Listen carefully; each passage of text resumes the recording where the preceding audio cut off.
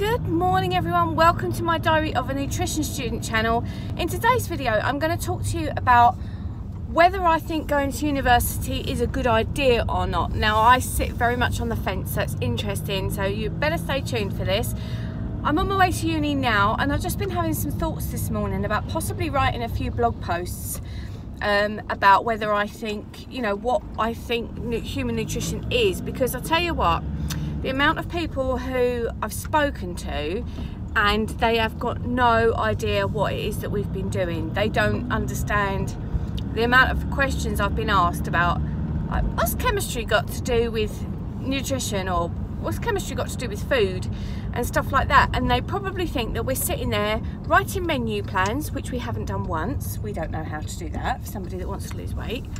We can read between the lines, because now we know that calories in equals calories out, and that's no ifs, no buts. I debate that one a little bit, but as a nutritionist I'm not allowed to say that. So yeah, you know, and we've not touched one piece of food apart from an onion when we was trying to look at the cells of an onion skin, not the brown bit of skin, but the bit of skin, the little silver bit that goes in between the layers of the onion. So other than that, we haven't, oh, my seat's warming up nicely in the car, we haven't touched food at all. So people are shocked when I tell them what we was doing. So I think it would be really nice to highlight exactly what we've been doing to do with sort of digestion and the enzymes, and to do with heart disease, diabetes, the pancreatic cells, the beta cells, all that sort of thing, to bring people up to speed, to let them know exactly how in depth this course has gone. So anyway, as I was thinking about doing that, I was a bit I'm a bit concerned about some of the blog posts that I've written and some of the videos that I've made on this journey, because some of them have come across as very negative, and I don't want to be particularly looked down upon as being a sensationalist, or, you know, look badly upon as if I'm slagging off the university system or people at the university or the course. But I do like to be real, and I do like to say from my point of view how it's been, and it's been flipping horrific really. But that said, there are a lot of things about it that I really enjoy, and this morning I was like making my lunch to bring in my little lunch bag, and I really like that, and I like sitting at the table and setting out my pens and pencils and things. And I think I will continue to come to university as an alumni, because you can do that at most universities, and as long as you've got your ID badge or your library card, or even if you're a local person that lives near the university, you can apply for that and you can go there and you can work. So where was I going with that? Yeah, so I think I will still come and do that. I like the environment, I like the fact that there's a lot of really nice people around. I like going and getting my coffee from, they've got Starbucks on site there. Going not to the library so much, the library's not really so much my place, but I probably will go there as well, just change it about a little bit, and, you know, take my laptop and do my work. Obviously all the while I'm taking care of mum, that's going to be very tricky, but there'll be a time later on when I want to go to a place where I can completely focus and, you know, do my thing. So is university a good idea? I don't know if I actually said this on yesterday's video. I think universities could do with a massive dose of training on customer service, because I don't know about you, if I had a client coming to me spending £9,000 a year, it's more than that now, £9,250 a year, times by 4, I would consider the streets are paved with gold for them, because I just think that is a lot of money for somebody to invest in you for your coaching, and universities need to bear that in mind massively. I'm quite strong in my opinion on that. When I was at London Met in year 0, we had a brilliant guy called Daniel. I cannot speak highly enough of him and the system that university put in place. Now London Met doesn't have a brilliant reputation. I don't know why. I don't necessarily agree with that, but I think probably all universities are letting themselves down because of this lack of customer service. Now what I've semi-learned is that academics are there at university to do their research on their own projects, and as part of that, being able to use the university and be linked to it, they have to do some teaching. So when you email them with a question about your essay, don't be surprised if you don't get an answer. Now, one, I think it's rude, and two, I think it's wrong. I think that there should be somebody that I was telling you about Daniel in London Met. Daniel in year 0 was the go-to person. He would be ahead of the game as regards to any deadlines that we had, exams that were coming up, essays. He would send us links to our emails. He would say, don't forget you've got this coming up. He would point us to links that we might use for our research, or the person at the library who we could go and speak to. And he would also email us to say when our exam results were out. And that was honestly, I mean, his job was advertised towards the end of, like, he was there for a year contract and he was moving away, and they was putting it up for 35 grand. I think if every university had somebody that they paid 35 grand to do that job, I think that's money really well spent, because my experience having Daniel there was so much better than coming to this uni and not having anybody there as a point of contact. You're supposed to have a personal tutor. They're so busy. It's a bit like the NHS system. Like, you could complain, but they're just so busy. What are they supposed to do, you know? So you don't get that level of support there. You don't get your questions answered. A lot of it is guesswork.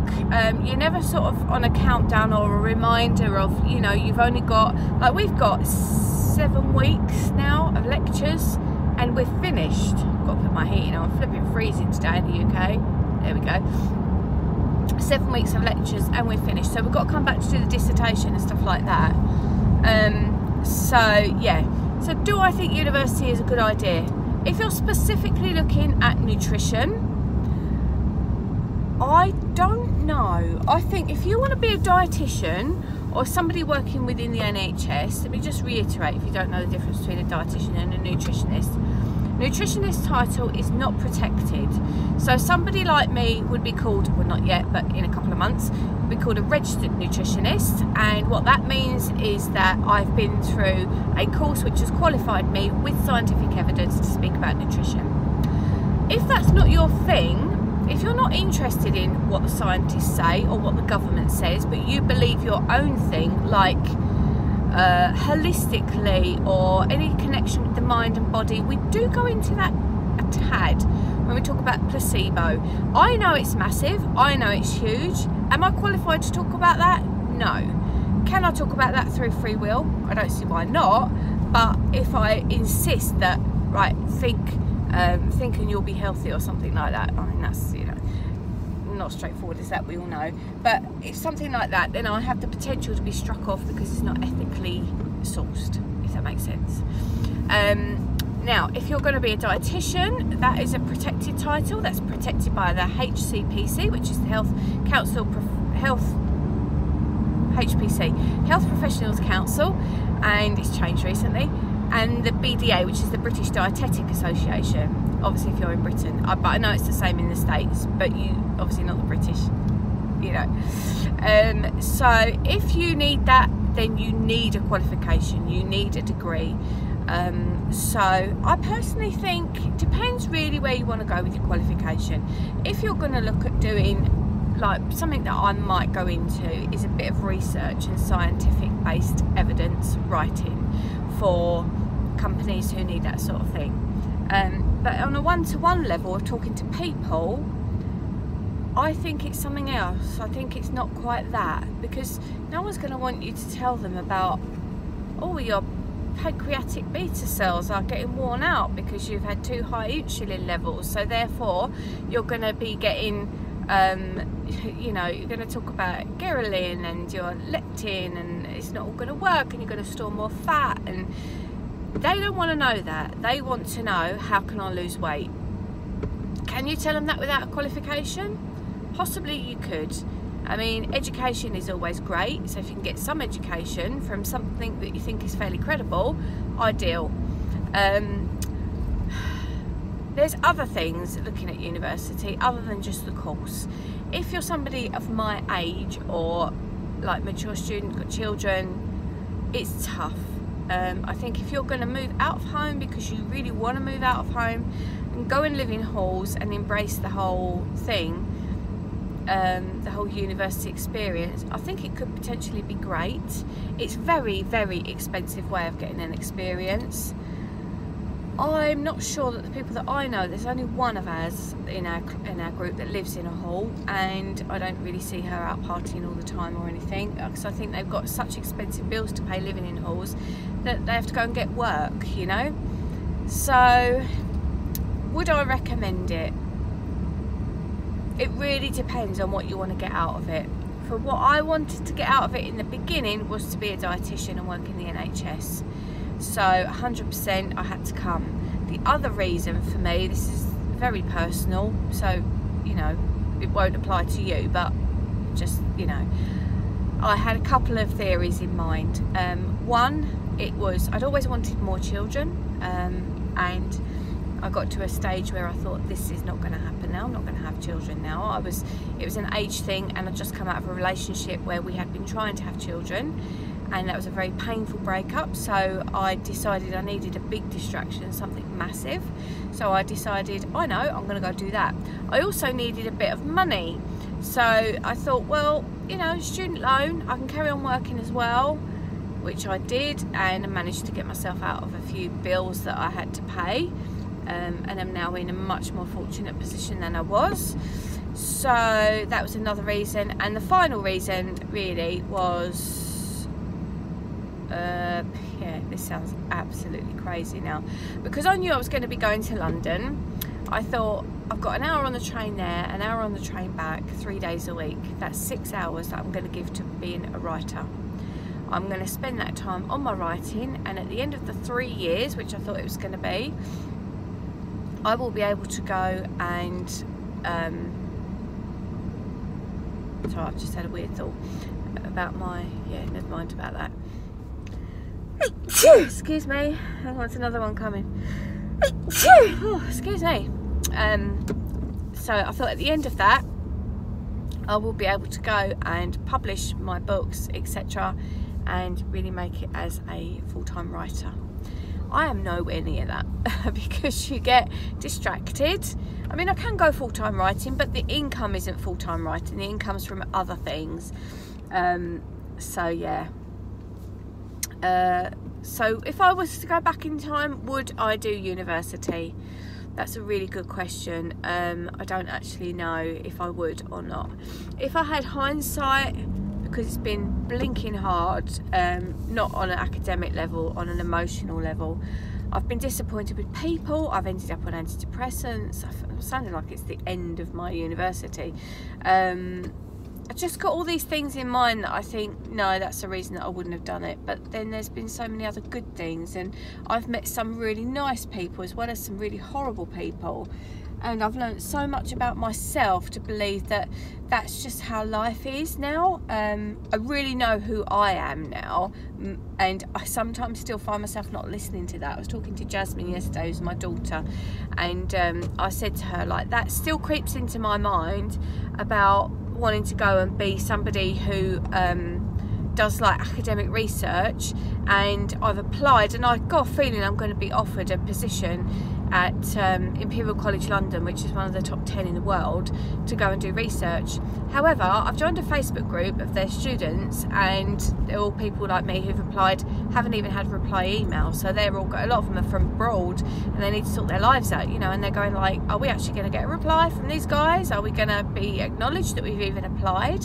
One of them said, I applied last September and I've not even had an acknowledgement. Well, yeah, again, that's just rude, and it's just wrong. So do I want to subject myself to that, or do I want to listen to what I've actually learnt about myself and be that writer person who just embraces really what I want to do? Because I think if you do embrace what you want to do, the rest just follows. And the degree course that I've been offered next year is writing. They're very much in touch a lot. They tweet photographs of people sitting at their desks doing like vision boardy type stuff, and even when I got my acceptance offer, they signed off with a smiley face. That fills me with total glee. Now somebody else, somebody very academic, very scientific, might go, well, that's not very professional.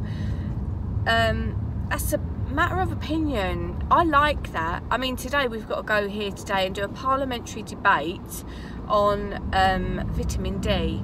Now, I can think of nothing worse than sitting in a parliamentary debate, and I was going to put my t-shirt on that said Team Unicorn, but I just thought, I know the woman that's running the class today for the entire day, and she's very formal, and I don't think that'll go down too well. So I'm probably going to pop my laptop up, follow along with bits, make some notes, but just I'm not going to participate in that. I'll just end up upset. So yeah, it's a really big question. Would I recommend university? In a lot of ways I would, in a lot of ways I wouldn't. Do I think a qualification is necessary for you to achieve in life?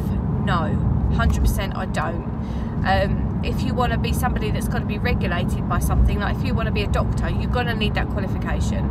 Yeah, no ifs or buts about that. If you're going to be a lawyer, you're going to need that qualification. But does that mean that you have to succeed in life? Need that qualification to succeed in life? No, because you could offer people online advice with something or other.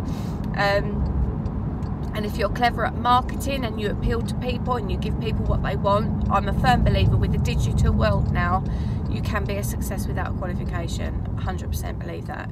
And I also think if I'd given the time that I've given to uni to an online business, yeah, possibly that would be there now, to the place that I want it to be. So yeah, watch this space, but I'm going to release more stuff like this in the future and let you know what I think.